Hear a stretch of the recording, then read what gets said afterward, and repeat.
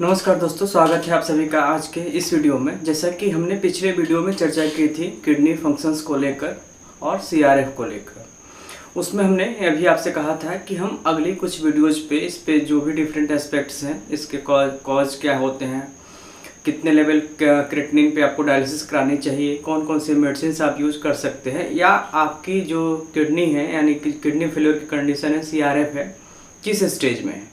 तो इस वीडियो में हम ऐसे ही कुछ नए टॉपिक्स पे चर्चा करेंगे। तो आज का जो मुख्य विषय हमने चुना है वो है कि आपकी किडनी की स्टेज क्या है, यानी कि अगर आपको सीआरएफ है, आपकी किडनी ख़राब हो रही है, तो अभी किस स्टेज में है और आप कैसे पता कर पाएंगे स्टेज के बारे में। तो दोस्तों, अगर आप हमारे चैनल पर नए हैं तो आप हमारे चैनल को सब्सक्राइब कर दें, जिससे कि हर आने वाली वीडियोज़ की नोटिफिकेशन आपको समय से मिल सके। तो आज का हमारा विषय है कि आपका किडनी जो है डिजीज है, सीआरएफ है, किस स्टेज में है। तो सीआरएफ के मेजरमेंट के लिए यानी किडनी डिजीज की स्टेजेस जानने के लिए इसमें बहुत सारे पैरामीटर्स होते हैं। जीएफआर काफ़ी कॉम्प्लेक्स एक पैरामीटर होता है जिसको कि निकालना काफ़ी मुश्किल भरा होता है, लेकिन उसी को आसानी से देखने के लिए, समझने के लिए ईजीएफआर का प्रयोग करते हैं हम लोग। और ईजीएफआर जो है ब्लड से ही होता है। ईजीएफआर का मतलब आप सब समझ गए होंगे, estimated GFR, estimated glomerular filtration rate. तो कैसे हम मेजरमेंट करेंगे ईजीएफआर का, तो ये ब्लड से ही किया जाता है। ब्लड का थोड़ा सा आपका सैंपल लेंगे और उससे मेजर कर लेते हैं।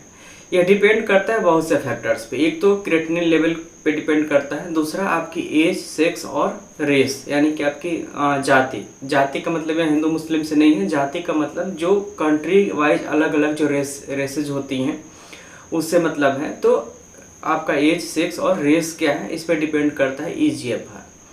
तो आप कभी भी अगर आपका अपना पैनल कराएंगे, बहुत से ऐसी जो लैब हैं वो ऑफ़र करती हैं आपको इसके लिए, किडनी पैनल के लिए, तो उसमें आपको ईजीएफआर का मेजरमेंट मिल जाएगा।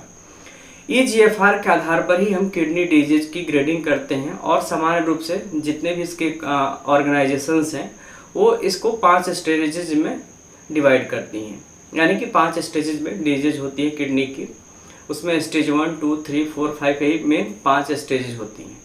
हम डिफाइन कैसे करेंगे या अपने को किस स्टेज में रखेंगे हम कैसे जानेंगे, तो इसके लिए आपको ईजीएफआर की आवश्यकता पड़ेगी। और जैसा कि मैंने बताया कि जब भी आप किडनी पैनल कराएंगे तो बहुत से लैब ईजीएफआर की वैल्यू अपने रिपोर्ट में देती हैं। तो सबसे ज़रूरी है आपको अपने ईजीएफआर की वैल्यू देखना। जब आप ईजीएफआर की वैल्यू देख लेंगे तो उसमें वैल्यू जो है कुछ भी हो सकती है, 1, 2, 3, 4 से लेकर 100 से अबव भी हो सकती है ईजीएफआर की वैल्यू। तो सबसे पहले आपको देखना है ईजीएफआर कितना है। तो ईजीएफआर के माध्यम से कैसे हम अपनी किडनी डिजीज के स्टेज को जानेंगे, तो चलिए हम आपको बताते हैं पूरा डिटेल में।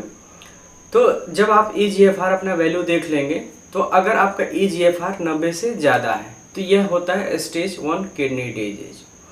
यही ईजीएफआर की वैल्यू अगर 60 से 89 यानी 60 to 89 है तो ये होता है स्टेज 2 किडनी डिजीज।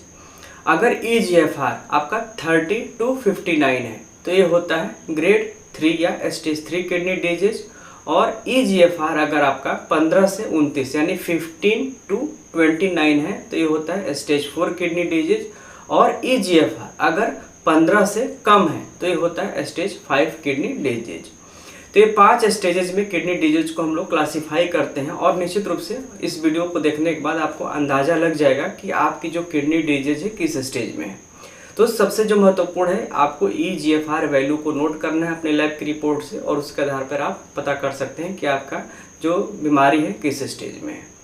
अब इसमें एक महत्वपूर्ण जो सवाल उठता है कि हमको डायलिसिस कब कराना चाहिए। तो इसमें बहुत सारे मतभेद हैं। बहुत से जो फिजिशियंस हैं उनका कहना है कि क्रिएटिनिन के लेवल पे कराते हैं, बहुत से लोगों का कहना है ईजीएफआर पे कराते हैं, बहुत से लोगों का कहना है कि क्रिएटिनिन क्लियरेंस के आधार पे कराते हैं। तो सबके अपने अपने मत हैं। लेकिन सामान्य रूप से अगर हम देखें, बहुत सारे जो हमारे एसोसिएशन है किडनी से रिलेटेड, उनका कहना है कि अगर आपका ईजीएफआर 15 से कम है, यानी कि आपका जो किडनी जो डिजीज की स्टेज 5 है, अगर उसमें आप जाते हैं तो आपको डायलिसिस की आवश्यकता पड़ती है। तो अगर आपका भी उसमें जा रहा है तो आप इसमें डायलिसिस कराने के लिए अपने को प्रिपेयर जरूर कर लें, अगर आपका ईजीएफआर 15 से नीचे जा रहा है। लेकिन इसमें एक टर्म्स और ज़रूर है इसमें है कि अगर आपका इसके ऊपर ही है, मान लीजिए कि आपका स्टेज 4 है और साथ में आपको सिम्टम्स सारे आ रहे हैं कि CRF के सिम्टम्स में क्या है, जैसे कि पिछली वीडियो में हमने चर्चा किया था कि लॉस ऑफ एपेटाइट है, यानी कि आपको भूख नहीं लग रही है, वेट लॉस हो रहा है, आपको नोजिया वोमिटिंग फील हो रहा है, या पेरी ऑर्बिटल एडिमा यानी आँख के आसपास एडिमा आ रहा है, पैरों के आसपास एडिमा आ रहा है, स्वेलिंग हो रही है।